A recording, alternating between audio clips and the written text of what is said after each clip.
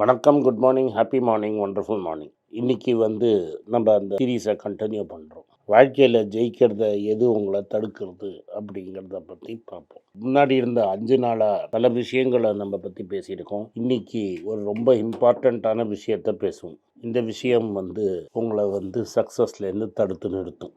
இது ஃபியர் அப்படிங்கிறது, அதில் தமிழில் பயம்ங்கிறது. நான் கமலஹாசன் நடிச்சிருப்போம்.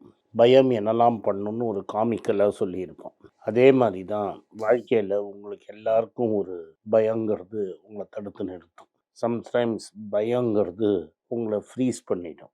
ஃப்ரீஸ் பண்ணிடும்னா நீங்கள் இருக்கிற இடத்துல இருப்பீங்க. எந்த ஆக்ஷனும் உங்களால் வாழ்க்கையில் எடுக்க முடியாத அளவுக்கு உங்களை தடுத்து நிறுத்திடும். இந்த ஃப்ரீசிங் ஆக்ஷனுங்கிறது ரொம்ப பயம், fear and fear of failure, fear of loss, இதெல்லாம் ரொம்ப உங்களைப்படுத்தும்.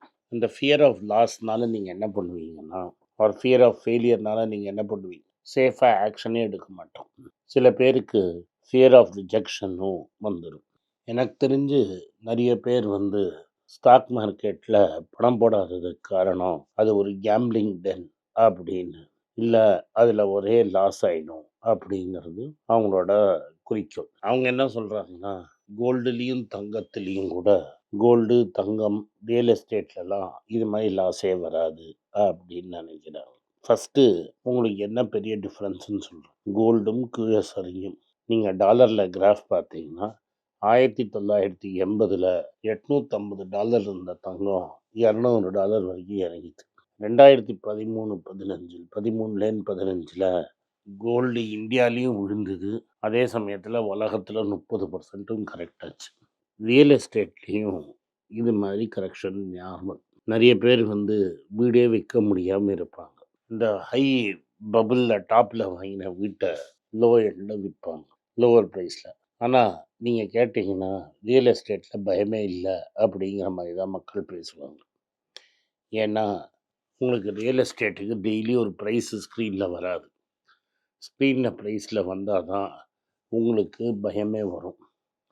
ஸோ இன்றைக்கி மயிலாப்பூரில் விலை இவ்வளோ இறங்கிடுச்சு, இவ்வளோ ஏறிடுச்சு நியூஸ் வந்துகிட்டே இருந்ததுன்னா உங்களுக்கு ஒரு பயம் வரும். ஆனால் நம்ம ஊர்லேயும் உலகத்தில் எங்கேயுமே ரியல் எஸ்டேட் ப்ரைஸை ஒரு ஸ்க்ரீனில் போட்டு உங்களை பயமுறுத்துறது கிடையாது. தங்கம் ப்ரைஸு பெருசாக கிராஷ் ஆனது ரூபாயில் ஆகாது, ஆனால் டாலரில் தான் ஆகும். அதனால் உங்களுக்கு வலி தெரியாது. நம்ம என்ன பண்ணுவோம்னா, பணம் சேஃபாக இருக்குதுன்னு டாலர்லேயே போட்டு ரூபாய் டெபாசிட்லேயே போட்டு வச்சுருக்கோம். இப்போது உங்களுக்கு 6% இன்ட்ரெஸ்ட்டுன்னு வைங்க. 72 நீங்கள் ரூல் ஆஃப் 72 அப்ளை பண்ணி 72 டிவைடட் பை 6 போட்டிங்கன்னா 12, ஆர் 72 8ஆல் டிவைடு பண்ணிங்கன்னா 9.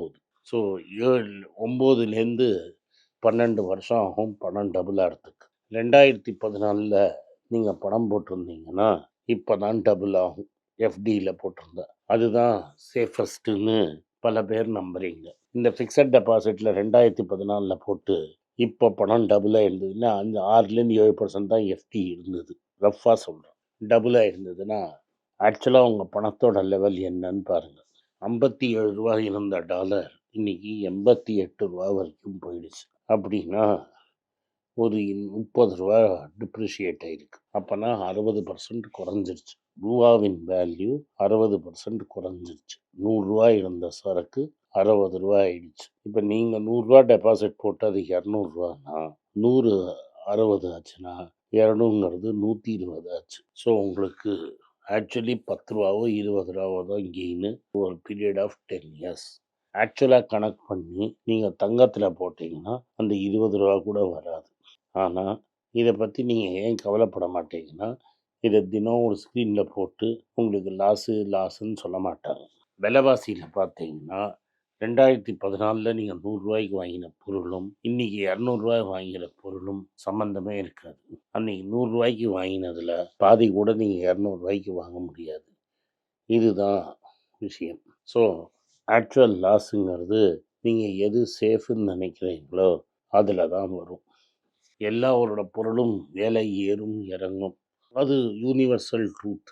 அதை பார்த்து பயந்து நான் ரிஸ்கே எடுக்க மாட்டேன் அப்படின்னீங்கன்னா நீங்கள் வாழ்க்காமல் போயிடுவீங்க. இது மாதிரி நீங்கள் ரிஸ்கே எடுக்காமல் இருந்தீங்கன்னா நீங்கள் தான் ஏழையாக சாவீங்க. அதாவது பணம் சம்பாதிக்கிறதுக்கு வெறும் எஃப்டியில் போட்டால் போகாது, அது ஒரு ஜெனரேட்டிங் அசெட்டில் போடணும். அதனால் மார்க்கெட்டோட வொலட்டாலிட்டி, அதாவது மேலேயும் கீழேயும் போகிற மார்க்கெட்டை நீங்கள் கம்ப்ளீட்டாக அவாய்ட் பண்ணிங்கன்னா தென் நீங்கள் வெல்த்தியாகிற சான்ஸை கம்ப்ளீட்டாக மிஸ் பண்ணிடுவீங்க.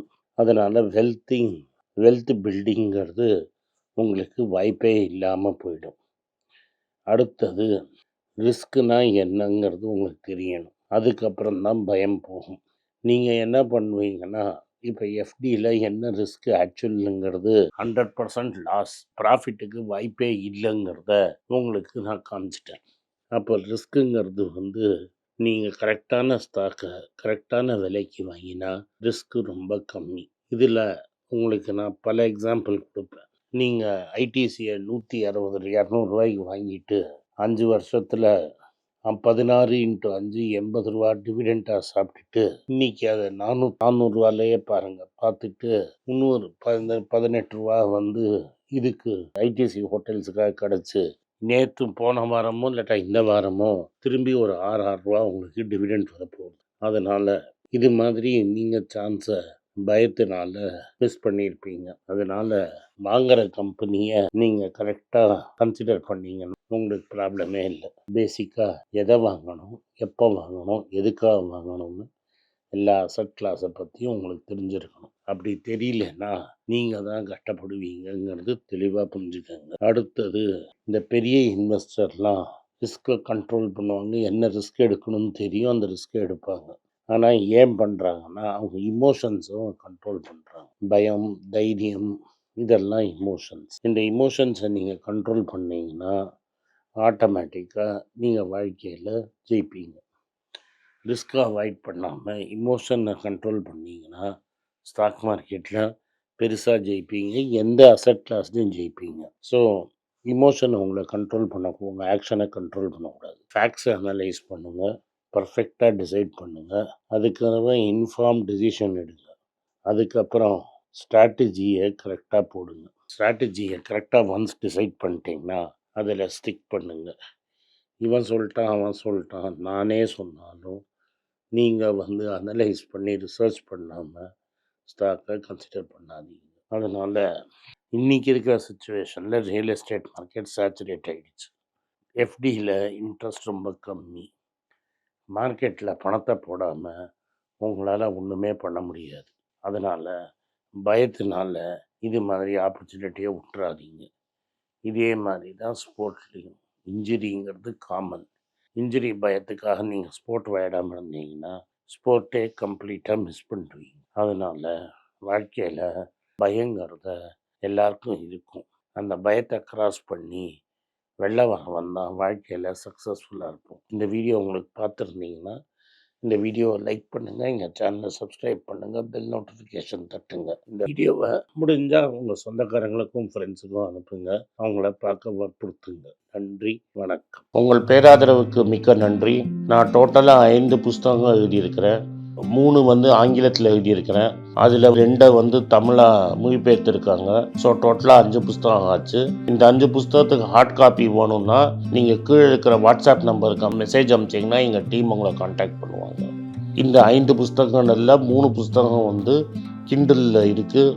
அமேசானில் கிண்டலில் வாங்கணும்னு ஃபீல் பண்ணுறவங்க நேராக கிண்டலில் வாங்கிக்கலாம். தமிழ்லேயே யாராவது ஃபைனான்ஸ் நியூஸ் படிக்கணும்னு ஃபீல் பண்ணிங்கன்னா தயவுசெஞ்சு moneypage.com விசிட் பண்ணுங்கள்.